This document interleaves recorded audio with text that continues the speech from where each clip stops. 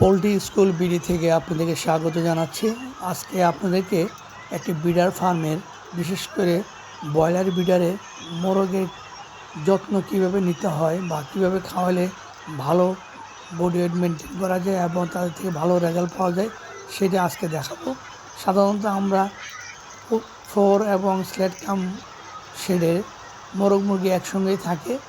মুরগির খাবারগুলো সাধারণত স্ল্যাটের উপর দেওয়া হয়, সেখানে চেনের মাধ্যমে খাওয়ানো হয়। আর মোরগকে আলাদা জায়গায় ফ্লোরে প্যান ফিডিং করা হয় বা কাপ ফিডিং করা হয়। সাধারণত মোরগ মুরগি যেহেতু একই সঙ্গে থাকে, সেক্ষেত্রে অনেক সময় মোরগের খাবারের সাথে যদি সঠিকভাবে ব্যবস্থাপনা না করা হয় তাহলে মুরগি খেয়ে ফেলতে পারে, সেক্ষেত্রে মোরগের খাবার কমে যাবে। যেহেতু মুরগি খাবারে মোরগ খেতে পারবে না, কারণ গ্রিল লাগানো থাকে, সেই জন্য মোরগকে সঠিকভাবে খাবার দেওয়ার জন্য আমরা নেটিং সিস্টেম করে দিতে পারি। এই যে দেখতে পাচ্ছেন, আমরা খাবার দেওয়ার পরে মুরগিগুলো খেয়ে ফেলতেছে এবং মোরগগুলোকে আমরা একটা নেটের মাধ্যমে আটকে নিলাম, যাতে এখানে কোনো মুরগি আসবে না এবং মোরগ তাদের খাবারগুলো সঠিকভাবে খেতে পারবে এবং মুরগি কোনোভাবে এখান থেকে মোরগের খাবার খাবে না।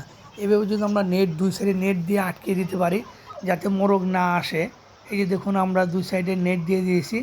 দুই সাইডে নেট দেওয়ার উদ্দেশ্য হলো যাতে মুরগি না আসে এবং মোরগের খাবারের ফিডারগুলো আমরা একবারে তার যাতে সহজে খেতে পারে সেই লেভেলে নিয়ে আসবো, যাতে সব মোরগ সঠিকভাবে খেতে পারে, ইউনিফর্মভাবে খেতে পারে। তাহলে মোরগগুলা সঠিকভাবে খাবে, ইউনিফর্ম থাকবে, কোনো মোরগ ছোট বড় হবে না এবং মুরগি মোরগের খাবার খেতে পারবে না।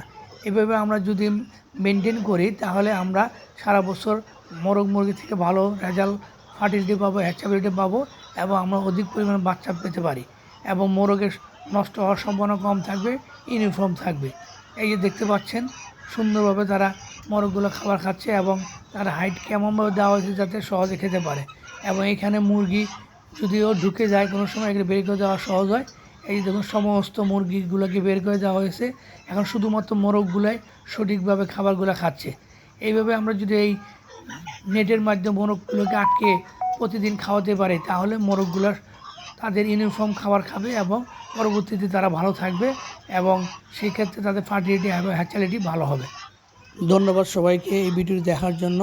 আপনাদের কোনো প্রশ্ন থাকলে আপনাদেরকে মেসেজ করতে পারেন, আমরা উত্তর দেওয়ার চেষ্টা করব। সবাইকে ধন্যবাদ।